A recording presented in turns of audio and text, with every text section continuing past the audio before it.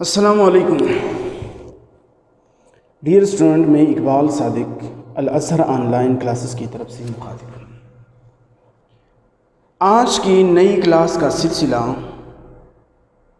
ہم پچھلی کلاس کے سلسلے سے جوڑنے جا رہے ہیں۔ جیسے کہ آپ سب جانتے ہیں کہ پہلی لیکچر یا پہلی کلاس میں ہم نے مولانا شبلی نعمانی کی حالات زندگی پڑھی تھی، جس میں آپ سب کو مولانا شبلی نعمانی کے بارے میں اس کی علمی ذوق، اس کی ماہری لسانیات اور اس کے ساتھ ہی اردو زبان و ادب کے لیے اس کی جتنی خدمات ہیں اس کے بارے میں پتہ چل گیا تھا۔ اسی طرح ہم نے اس کی تصانیف کی نام بھی پڑھے تھے، اس کی لکھی ہوئی تصانیف، اس کے انداز بیان اور اس کی زندگی کی کچھ جھلکیاں اور حالات ہم نے ازبر کیے تھے۔ آج کی نئی کلاس کا سلسلہ ہم دوبارہ وہاں سے شروع کرنے جا رہے ہیں۔ تو آج ہمارا موضوع ہے مولانا شبلی نعمانی کا لکھا ہوا مقالہ۔ سامنے آپ دیکھ رہے ہیں کہ میں نے بورڈ پہ لکھا ہے مقالہ ہے، اور اس کا موضوع ہے مسلمانوں کا قدیم طرز تعلیم۔ مقالہ کیا ہوتا ہے؟ اس مقالے پر سیر حاصل بحث کرنے سے پہلے میں آپ کو موضوع سمجھانے جا رہا ہوں۔ موضوع ہمارا ہے کہ مسلمانوں کا قدیم طرز تعلیم۔ سمپل سی بات ہے، آپ کو سمجھ آ رہی ہے کہ مسلمانوں کی تعلیم حاصل کرنے کا پرانا طریقہ، مطلب اس کا یہ ہے کہ اس دور میں جو جدید اور ٹیکنالوجی اور سائنس کا دور کہلاتا ہے، اس دور میں جو ہر چیز ممکن ہو گئی ہے، ناممکن کو بھی یہاں بھی ممکن بنایا جا رہا ہے۔ لیکن اس زمانے میں، پرانے زمانے میں تقریباً 145 ہجری میں، جس میں نہ اسکول تھا، نہ یونیورسٹی تھی، نہ باقاعدہ مدارس تھی، اور نہ اسی طرح یونیورسٹی یا کوئی محکمہ تعلیم اور ایجوکیشن ڈپارٹ تھی۔ لیکن پھر بھی اس زمانے میں یہ ساری چیزیں نہ ہونے کی وجہ سے پھر بھی مسلمانوں میں تعلیم کی فروغ بڑھتی جا رہی تھی،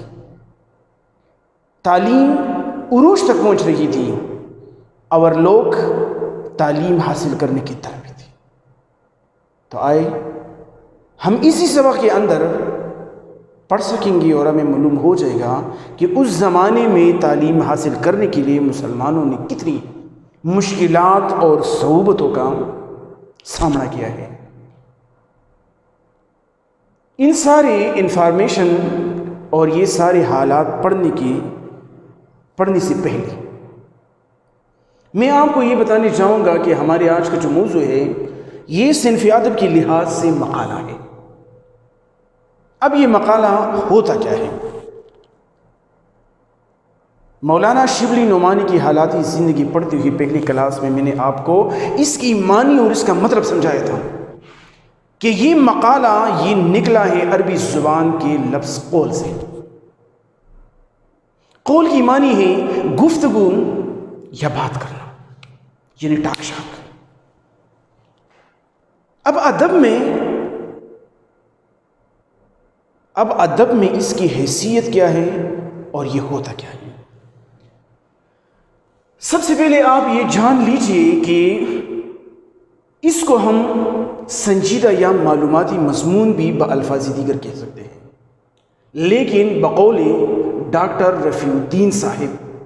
وہ مقالہ کی تعریف کرتے ہوئے کچھ یوں کہتے ہیں کہ مقالہ کی لغوی معنی، جیسے کہ اس سے پہلے میں نے کہا لغوی مین جو لغت میں ہے، عربی زبان کے لفظ سے نکلا ہے اور ہے بھی عربی زبان کا لفظ، اس کی معنی ہے بات یا گفتگو۔ مطلب اس کا یہ ہے کہ جو کچھ کہا جائے، اپنا اظہار خیال کرنا۔ لیکن پھر ادب کی روسی اصطلاح میں کسی خاص موضوع پر علمی و تحقیقی انداز میں تحریری اظہار خیال کو مقالہ کہتے ہیں، اور مقالہ کی جمع ہے مقالات، جیسے کہ مقالات سر سید، مقالات شبلی نعمانی، مقالات مولوی عبدالحق، اسی طرح بہت سارے الفاظ آگے آپ کو دیکھنے کے لیے مل جائے گی، جیسے کہ آپ ڈاکٹر رفیع الدین کی کہی ہوئی بات یا مقالہ کے بارے میں اس کا جو خیال ہے وہ آپ کے سامنے یہاں پہ میں لکھ چکا ہوں، لیکن اس سے ہٹ کر میں آپ کو بتانے چاہوں گا کہ مقالہ اس کو ہم بافاضدگی سنجیدہ یا معلوماتی مضمون کہتے ہیں، جیسے کہ یہاں پہ ذکر آئے ہے کہ کسی خاص موضوع پر علمی و تحقیقی انداز میں، علمی و تحقیقی مطلب اس کو ہم ریسرچ بھی کہہ سکتے ہیں، بالفاظ دیگر انگریزی زبان میں اس کو ہم ریسرچ کہتے ہیں، اور جس چیز پر ریسرچ کیا جاتا ہے اس سے جو نتیجہ اخذ کیا جاتا ہے اور اس پر جو کچھ لکھا جاتا ہے اس کو ہم اردو زبان میں مقالہ، انگریزی زبان میں پھر ہم اس کو تھیسس کہتے ہیں۔ لیکن یہ جو مقالہ ہوتا ہے یا ریسرچ ہوتا ہے یہ دو قسم کا ہوتا ہے، ایک وہ مقالہ لکھا جاتا ہے، وہ ریسرچ کیا جاتا ہے جو کسی خاص ڈگری، سند یا سرٹیفکیٹ کے حصول کے لیے ہوتا ہے، اور یہ زیادہ تر جامعات، یونیورسٹیوں اور ساتھ ہی کالجوں میں کیا جاتا ہے، یہ ریسرچ اس میں کیا جاتا ہے، یہ مقالے اس میں لکھے جاتے ہیں۔ اور دوسرا ہوتا ہے سائنسی مقالہ یا سائنسی ریسرچ جس کو ہم کہتے ہیں، وہ کسی چیز یا کسی موضوع پر علمی و تحقیقی انداز میں یا سائنٹیفک طریقے سے ریسرچ تو کیا جاتا ہے، لیکن وہ کسی خاص سند، سرٹیفکیٹ یا ڈگری کے حصول کے لیے نہیں ہوتا، اور یہ بھی ایک ایسا مضمون ہے، یہ بھی ایک ایسا مقالہ ہے جو کسی خاص سرٹیفکیٹ، سند یا ڈگری کے حصول کے لیے نہیں ہے، بلکہ یہاں پہ اسی موضوع کے پرانے زمانے میں مسلمانوں کی تعلیم حاصل کرنے کا طریقہ کیا تھا، حالانکہ یہ چیزیں نہ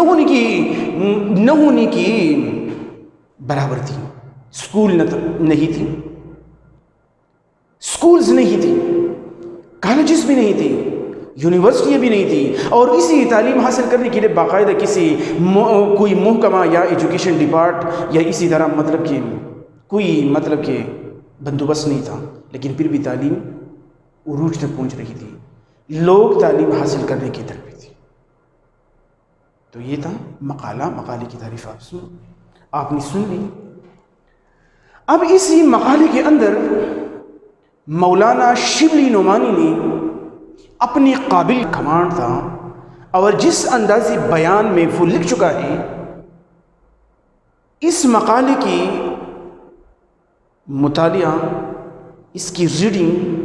اور اس کی پڑھائی آپ خود کر سکتے ہیں، لیکن اسی مقالے کو پڑھتے ہوئے آپ کو جن مشکل الفاظ کا سامنا کرنا پڑے گا، اس میں جو مشکل الفاظ ہیں وہ میں یہاں پہ آپ کے سامنے بورڈ پہ لکھ چکا ہوں۔ اب میں آپ کو ان مشکل الفاظ کی معنی کی تفہیم کراؤں گا، اس کی معنی میں آپ کو سمجھاؤں گا، اس کی تفہیم میں آپ کو کراؤں گا، یہ میں آپ کو سمجھاؤں گا کہ یہ جو مشکل الفاظ یہ سبق کے اندر اس کا استعمال ہو چکا ہے، اس کی مطالب، اس کی معنی کیا ہے۔ ہماری اسی مقالے کے اندر شبلی نعمانی صاحب نے ایک لفظ استعمال کیا ہے، تعلم، اور یہ لفظ ہمیشہ کچھ استعمال ہوتے، تعلیم و تعلم۔ تعلیم آپ سب جانتے ہیں، جس کو ہم نالج کہتے ہیں، جس کو ہم ودیا کہتے ہیں، جس کو ہم ہندی میں شکشا کہتے ہیں۔ تعلیم کی معنی ہے سیکھنا،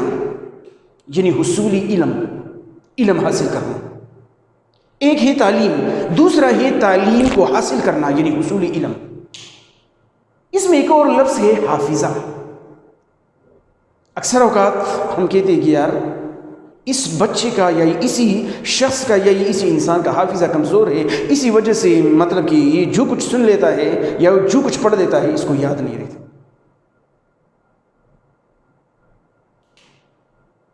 اور اسی طرح آپ نے فرسٹ ایئر میں بھی پڑھا تھا، ایک کہاوت آپ نے پڑھی تھی، ایک مثل پڑھی تھی، اس میں کہا تھا کہ درو گورا حافظہ نباشد۔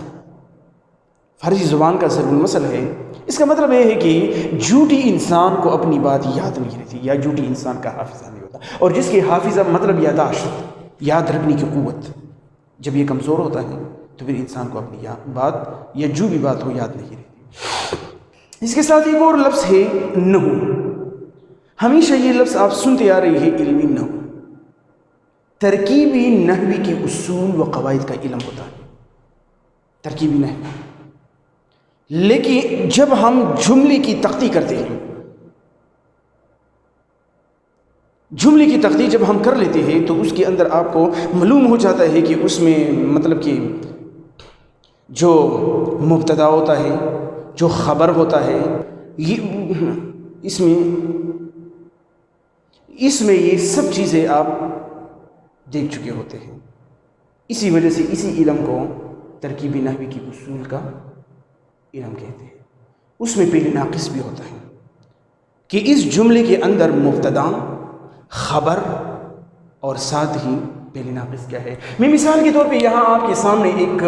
جملہ لکھنے جاؤں گا جو آپ بار بار پڑھ چکے ہیں، بہت سی کلاسز میں آپ نے اس کو پڑھا بھی ہے اور اسی علم کے ذریعے آپ اس کی تختی بھی کر چکے ہیں۔ فار ایگزامپل میں کہتا ہوں کہ ہیرا ذہین ہے۔ اب یہ جملہ آپ کے سامنے ہے، میں اس کی ترکیبی نحوی کرتا ہوں، ترکیبی نحوی یا میں اس کی تختی کرنے جا رہا ہوں، تو آپ سب دیکھ رہے ہیں کہ اسی جملے میں جس شخص کی بات کی جا رہی ہے، جس شخص کی صفت کی گئی ہے، جو موصوف ہے وہ ہے ہیرا۔ اور اسی جملے میں اگر ہم دیکھیں تو جس شخص کی بات کی جا رہی ہے یا جس کا ذکر ہو چکا ہے وہ ہیرا ہے، تو اسی جملے میں ترکیبی نحوی کے علم کے مطابق اس کو ہم کہتے ہیں مبتدا۔ دوسرے نمبر پہ ہیرا کی تعریف ہو چکی ہے، ہمیں اس کے بارے میں خبر دی گئی ہے کہ وہ کیا ہے، ذہین ہے، اور علمی نحوی کے حساب سے اس کو ہم کہتے ہیں خبر، یعنی ہم کو خبر دی گئی ہے۔ اور یہ جو آخر میں ہے یہ تو آلریڈی آپ جانتے ہیں کہ اس کو ہم کہتے ہیں پہلے ناقص۔ ایسا فعل جو مبتدا اور خبر کے ساتھ آ کر اسی جملے کو مکمل کر دیتے ہیں، اس کو ہم کہتے ہیں فعل ناقص۔ اور مبتدا، خبر یا اسم اور فعل سے ہٹ کر اس کی اپنی کوئی مطلب کی معنی یا اس کا کوئی مطلب نہیں ہوتا، تو ترکیبی نحوی جو علمی نحو کے اصول ہوتے ہیں، یہ جو علمی نحو ہے یہ ترکیبی نحوی کے اصول اور قواعد ہوتے ہیں، علم ہوتا ہے۔ تو اب میں نے اس جملے کی ترکیبی نحوی کری تو آپ کو معلوم ہو گیا کہ ایک ایسا علم ہے جس میں ہم جملے کے اندر جب اس کی ہم تختی کرتے ہیں تو ہم کو پتہ چل جاتا ہے کہ اس میں کام کرنے والا کون ہے، اس میں کون سا فعل ہو چکا ہے، اس میں فعل ناقص کیا ہے، اس میں فعل کون سا ہے، اس میں مفعول کون سا ہے، اس میں علامت فاعل کون سا ہے۔ یہ ساری باتیں جو ہے نا اسی علمی نحو کے اندر ہمیں معلوم ہو جاتے ہیں، اور ہم کو معلوم ہو جاتا ہے کہ اس جملے کے اندر جو کچھ